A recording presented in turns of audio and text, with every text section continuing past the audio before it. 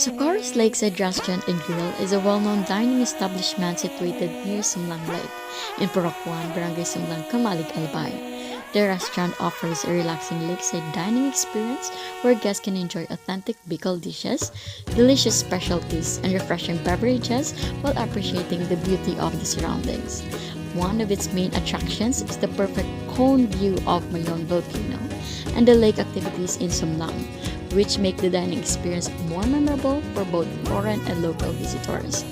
The restaurant is popular among tourists and local residents who visit the area to enjoy Bicolano cuisine, take photos of the landscape, and experience the peaceful atmosphere near the lake. Because of its strategic location and welcoming environment, Socorro's Lakeside Restaurant and Grill has become one of the preferred dining spots for people exploring Sumlang Lake and nearby attractions in Kamalig, Albay.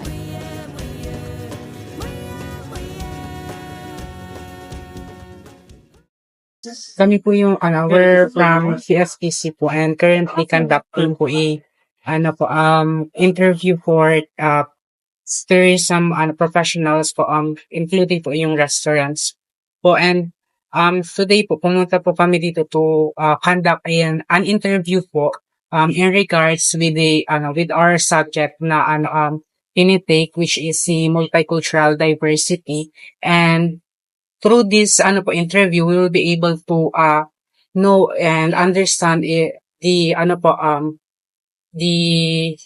importance of understanding multicultural diversity po. And also po this interview po will serve as a beneficial information for us, the students, to create a paper po that focuses on providing knowledge about multicultural diversity po. And so the first question po will be asked by her po. The first question po is, what do you consider po to be the key advantage of serving a culturally diverse or multicultural market in your establishment? Yes po. The key advantage of Socorro's is that we offer experience, the food, culture, and place. Sa food po, mga Bicol food kami. Usually, pag pumupunta yun dito yung mga tourist, palaging hinahanap Bicol food. Yun yung mas sa amin, mga Bicol dish. Sa culture naman, culture. Sa culture po kasi, dito sa Sumlang Lake po kasi hindi lang po food, hindi lang po restaurant, cafe yung na-offer ng Sumlang Lake. May mga iba-ibang activities po silang pwedeng ma-experience dito like kayaking, go-kart, may fishing area, pwede po mag-picnic. So, may mga iba-ibang experience po silang makukuha dito sa Sumlang Lake. May mga accommodations din po kami, swimming pool. And yung mga nag-inquire, may mga, minsan po, meron silang nire-request na kung kaya naman po namin i-provide, pinaprovide po namin sa kanila para po magkaroon sila ng best experience dito sa Sumlang Lake, dito sa Socorro's Restaurant. So, thank you po. For the next question po, how do you balance maintaining your restaurant's local identity while meeting the expectation of both international and the culturally diverse visitors? Ito po, true consistency of the quality of food and excellent service.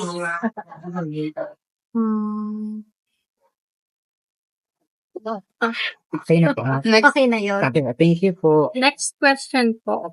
How does your restaurant adopt its menu or services to meet the preferences of customers from different cultural backgrounds? Ako din.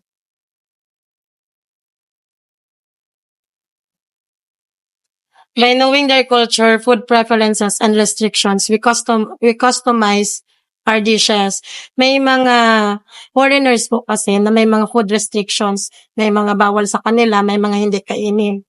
Kailangan po namin yun malaman before po kami magbibigay. Pag nagtitake order po kami, usually, tinatanong na namin, usually pag foreigner, tumatanong talaga kami kung may food restrictions or kung may mga allergies pa sila para hindi namin ma-serve sa kanila yun. Tapos, sa customized ng dishes, Kasama na rin yun. And sometimes po, like, may nagpapabook sa amin, mga tours, may mga, kunyari sa travel agency, may mga Customize. nagpapa-customize talaga sa amin ng food. Like, may mga international guests sila na dapat vegetarian lang. Oo. Or, kunyari, may ibang religion, like Muslims, na hindi po talaga pwede makontaminate yung food nila ng mga pork, mga dapat halal lang po yung pagkain nila. So kami, as of now, wala po kami halal food, pero nag-offer kami ng mga Muslim-friendly na dishes. Okay po. So next question is, how do you ensure that cultural differences in communication style don't lead to misunderstanding during a high-pressure dinner rush? Ang kailangan lang po dito is active listening. Kapag kasi, iba-iba po kasi yung pumupunta usually dito sa amin.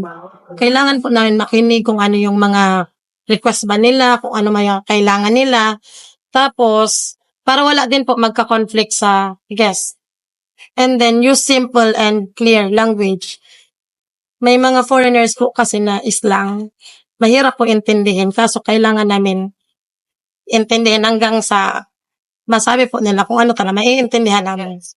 Yan yung And yung sa staff naman namin, ini-ensure naman po talaga namin na kahit rush po, na malaman nila kung ano yung needs ng customers para maiwasan po talaga yung conflict.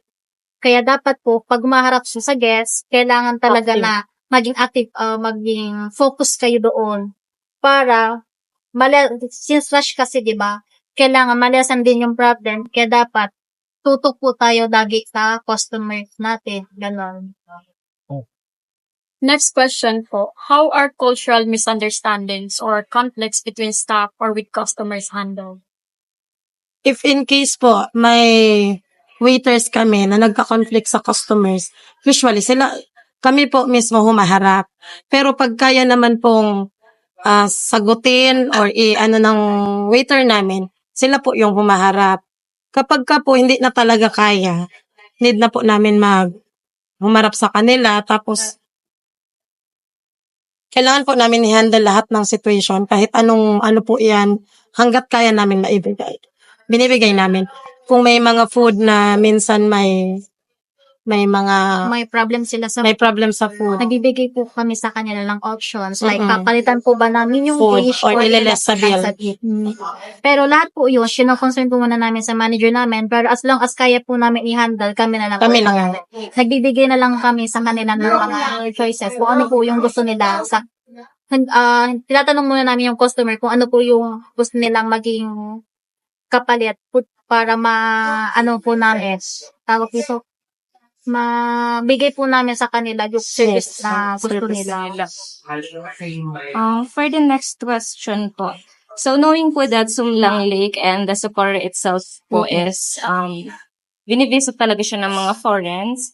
So, how do you prepare employees to serve international guests? And yung difference po ng pag-serve niyo sa mga international guests niya and the local? Dito, sabi, by attending seminars, trainings provided by the government offices such as DOT, LGUs, etc., we also train our employees what we learn.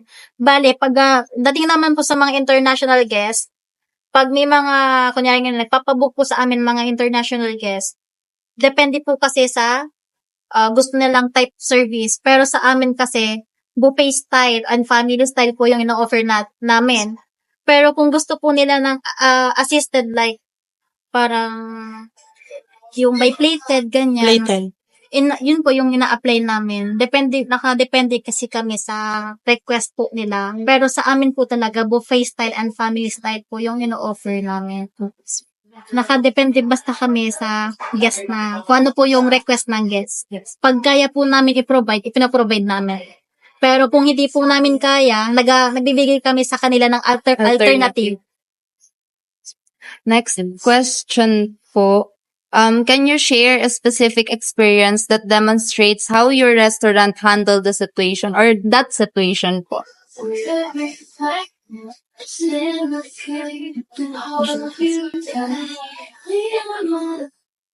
What kind of situation po?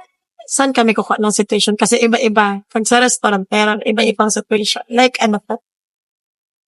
Kung May ano po nagreklamo yung po ang guest, ganyan po, or- kahit anong ma-share nyo po. Dito po sa experience that demonstrate, may customer po kami dating na na-delay yung food. Nagbigay sila ng exact eating time, pero na-delay kami. Bale po, syempre, magrereklamo yung customer. Yes. Ang ginagawa po namin yan, magsusorry na lang po kami.